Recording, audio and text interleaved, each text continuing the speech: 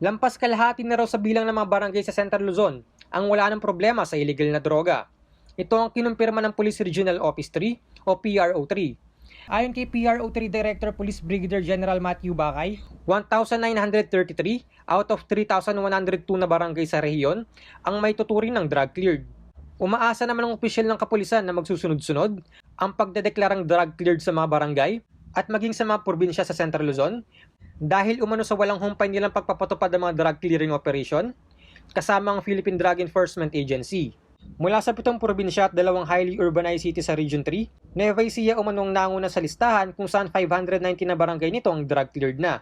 Bago umanong madeklara na drug cleared na ang isang barangay, i-validate muna ng Interagency Committee on Anti-Illegal Drugs ang non-availability ng drug supply sa lugar, absence ng drug transit activity, clandestine drug laboratory at chemical warehouse, absence ng marijuana cultivation site, drug den, drug pushers at users. Noong nakaraang linggo ay inanunsyo ng PRO3 na umabot sa mahigit 7,000 na kanilang naaresto sa mga isinagawang police operation sa loob ng 2 buwan. 2,075 umano sa mga ito ay sangkot sa illegal na droga at umabot naman sa mahigit 60 million pesos na halaga ng illegal na droga ang kanilang nakumpiska.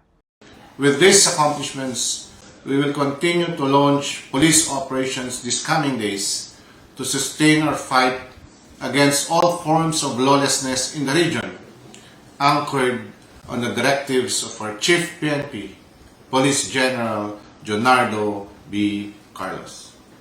Marion Lozano, CEL TV News.